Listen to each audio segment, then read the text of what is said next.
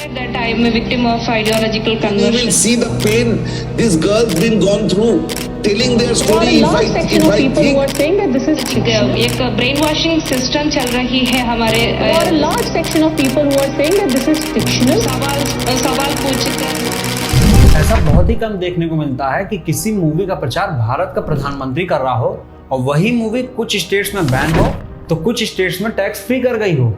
साल 2023 की सबसे बड़ी मूवी जो कि सिनेमा हॉल से ज़्यादा सोशल मीडिया और न्यूज़ चैनल पे चल रही है और जिसको देखो उसकी जुबान पे एक ही सवाल है कि तुमने द केरला स्टोरी देखा। देखिए, अगर आप ये सोच रहे हैं कि इस वीडियो में मैं आपको केरला स्टोरी के बारे में कुछ बताने वाला हूँ तो ऐसा मत सोचिए, आप मूवी जाके देख लीजिए, आपको सब समझ आ जाएगा। हाँ, लेकिन इस वीडियो में द केरला स्टोरी से रिलेटेड जितनी भी कंट्रोवर्सी अभी तक हुई है वो सारी आपको बताना चाहता हूँ। शुरू से बात करूँ तो कुछ so called social activist movie release होने के पहले से ही अपना विधवा विलाप शुरू कर दिए थे मूवी को बैन करने के लिए।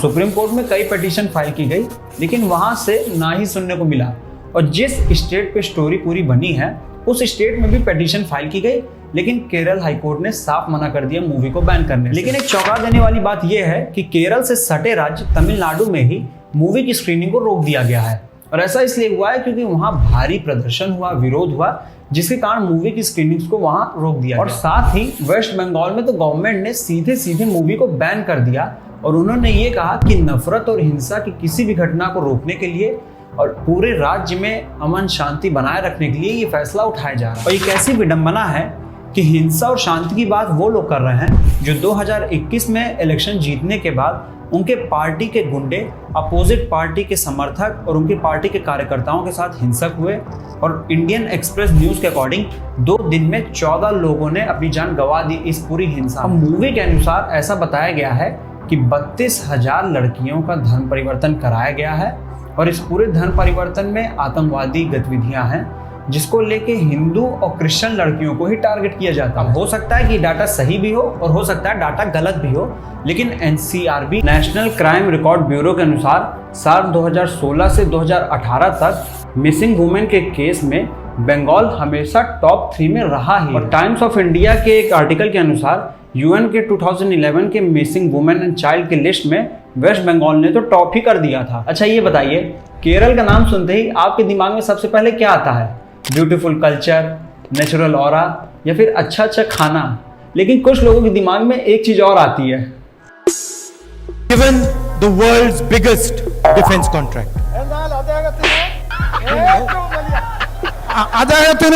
We have all heard these grand promises. We have all heard. और अब जब राहुल गांधी जी की बात हुई ही है तो कांग्रेस के बड़े बड़े नेता इस मूवी का विरोध करने से पीछे रह कैसे सकते हैं। अब बात आई है तो शशि थरूर जी की, जिन्होंने मूवी का विरोध खुलेआम ट्विटर पे कर दिया था। हमको आज तक यही बताया गया कि केरल लिटरेसी रेट में सबसे हाईएस्ट है और ये भी बताया जाता है कि सबसे ज्यादा एजुकेटेड लोग केरल में ही रहते हैं। लेकिन मैं आपसे अगर कहूँ कि सबसे ज्यादा कट्टर लोग भी केरल में ही पाए जाते हैं तो आप तो कहेंगे तो बिना सर पैर की बात कर रहा है, लेकिन मेरे पास प्रूफ्स भी है इससे रिलेटेड। और ये देख के बड़ा अजीब लगता है, जहाँ की लिटरेसी रेट 94% है वहाँ इतने पढ़े लिखे लोग हैं लेकिन उनका ध्यान पॉपुलेशन पे नहीं जा रहा है। अभी पॉपुलेशन ग्रोथ है या फिर कोई एजेंडे के तहत काम किया जा रहा है, ये भी सोचने वाली बात है। यहीं पे मैं रिलीजियस वाइज पॉपुलेशन ग्रोथ की बात करना चाहूँगा केरल की, जो 2001 और 2011 सेंसस का डाटा है।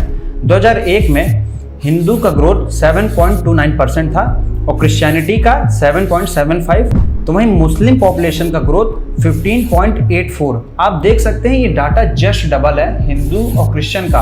और वहीं 2011 की बात करूं तो हिंदू धर्म का जो ग्रोथ था वो 2.23% था और वहीं क्रिश्चियनिटी का 1.38 और वहीं मुस्लिम का देखेंगे तो ये 12.84 था, जो कि अगर हिंदू और क्रिश्चियनिटी को कंबाइन भी कर दें तो उसका 3 गुना या 4 गुना हो रहा है। आपको ये समझने की जरूरत है कि द केरल स्टोरी में दिखाई गई कहानी के अनुसार आतंकवादी संगठन की पूरी नजर हिंदू और क्रिश्चियन लड़कियों पे होती है, लेकिन हम लोग को शुरू से एक बात बताई गई है कि आतंकवादी का कोई धर्म नहीं होता, लेकिन दिखाई कुछ और देता है और असलियत में होता कुछ और है। अब भगवान ही मालिक है कि आतंकवादी संगठन का जब कोई धर्म नहीं है तो ये कुछ ही धर्म को टारगेट करके क्यों अपना एजेंडा चला रहे हैं। बाकी द केरल स्टोरी देखने के बाद आपको ये तो समझ आ जाएगा कि भारत में कैसे आतंकवादी गतिविधियों को अंजाम दिया जा रहा है, वो भी कुछ अघोषित आतंकवादियों द्वारा। और ये आतंकवादी कोई बाहर से नहीं आए हैं, इनका पूरा ट्रेनिंग इंडिया में ही चलता है। ये आपके आस पड़ोस में रहने वाले व्यक्ति भी हो सकते हैं और ये पूरी तरीके से आतंकवाद के प्रचार में लगे हुए। और अंतिम में आपसे वीडियो को लाइक करने के लिए, शेयर करने के लिए नहीं बोलूंगा, बस आपसे एक रिक्वेस्ट है कि आपकी इस पूरे मामले में जो भी राय है, आपकी जो भी ओपिनियन है, आप कमेंट सेक्शन में जाइए और खुलेआम अपनी ओपिनियन को रख सकते हैं, क्योंकि ये देश हमारा है और इस देश में होने वाली हर एक एक्टिविटी से हमको फर्क पड़ेगा। जय हिंद।